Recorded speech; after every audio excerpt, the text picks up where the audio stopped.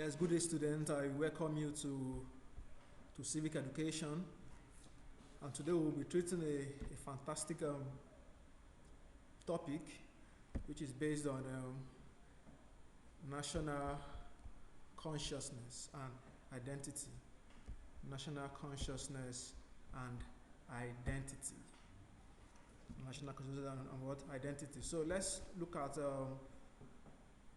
firstly, the meaning of consciousness.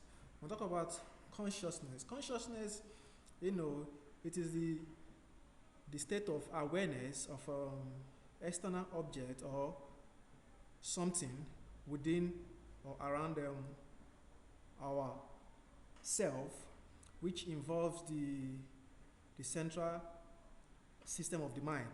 Of course, it means that an individual must be what? Conscious and aware, of course, of things around him or her, because and it involves using your what mental ability. You know, of course, it means that one is not being controlled. One is what? A human being. Because every human being, every reasonable human being needs to be what? Conscious. Conscious of things happening within his or her immediate place of living. Yes, let's further look at the preceding one, which is national consciousness. When we talk about the national consciousness, we are talking about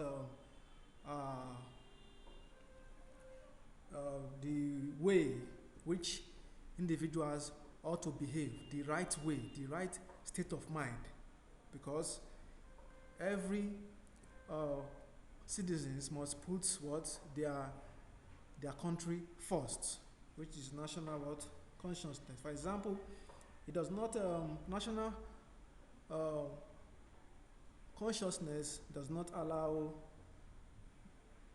what we call tribalism, which is the act of favoring one's tribe without due process. You know, because of this person is from my tribe, from my state, even though he's not a qualified teacher or whatever. Let me bring him in. You know, this is a government job. This is why you see most individuals in government jobs, they are not qualified. It's based on what we call tribalism. Tribalism. I could remember when I just finished my NYSC. Of course, I approached a Yoruba man. There was this then vacancy in Lagos State, precisely at around Bagada, and the man, I gave him my CV. He checked it and he said, you have a good CV, but how I wish you're a Yoruba man, and how I wish you have a Yoruba name in the middle of your name. Those that have in Alausa will help you. That's what the man, what he said. That was how, it didn't help me to get the job. Of course, that's how it is here in Nigeria. And also, when we talk about national consciousness, it does not allow also what we call nepotism. Nepotism is showing favor to one's relative, to one's family member without any show of what? Merit. Even though that person is not qualified, to get the job. You just bring them in, and they keep what? Collecting salary every month. So national consciousness, it is a level of a person's awareness, of course, about some important issues which are happening within our what? Immediate environment or country. For example, we have the COVID-19 happening now in the world. So everybody must be what? Conscious nationally, which is why they say put on your face mask and what have you. As you can see these individuals here in the pictures putting on their face mask, which means what they are nationally what? Conscious of what is happening within Nigeria, around the world, So of which everyone needs to be listening to news to make sure they are what conscious of what is happening around. So let's move to the next page, which we have the features of national consciousness. Let's look at the features of what national consciousness. National consciousness, we have number one, there is need for what unity in ethnic diversity. For example, Nigeria, we have many ethnicity. You know, Nigeria has over 80, different speaking group with different dialects.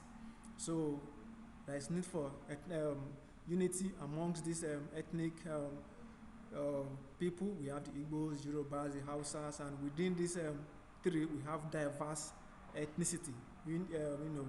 So there is need for what unity and to come as one, which is what is happening now in Nigeria, because there is no unity. That's why you see killing in the Christians and whatever at the north every day by day. If there was unity, then we won't be hearing such news. Number two, we have national interest is very important than personal interest. Yes, national interest is all about putting your country first. Which is a fantastic feature of national consciousness, putting the interest of Nigeria first. Because if everyone puts the interest of Nigeria first, then Nigeria will be what? A good country to live in. There will be no riots, there will be no killing, because of what? Everyone puts the interest of Nigeria first. And Nigeria will be what? A peaceful place where there will be investors, foreign investors can easily come in and invest. Because once there is fracas, when there is riots, killing every day by day, this always drive away foreign investors, foreigners who comes in and invest. Number three says one's country must come first as a priority before any other interest. When I talk about priority means something you value most. That means we must put Nigeria at heart, which is why you see those NYSC after the university education, it is mandatory that every graduate from the university here in Nigeria, you go and serve your fatherland. They post you out of your own state. You go and study the culture of other states where they post you. You know about their food. You know about their customs. Of course, there are different ethnic group. They have their own traditions and custom. Of course, and you also know places. So that is what this what's it called, priority affords us as a Nigerians, to get. Let's look at number four. Number four, we have citizens must be committed, loyal, and faithful to their fatherland. This is why you see most people who involve themselves in representing Nigeria, in football, in athletics, and in what have you. Because of what they are faithful and loyal to their fatherland. And those who weren't interested, they are in other country serving them, and they forsake their identity as a Nigerian, and they nationalize in other country.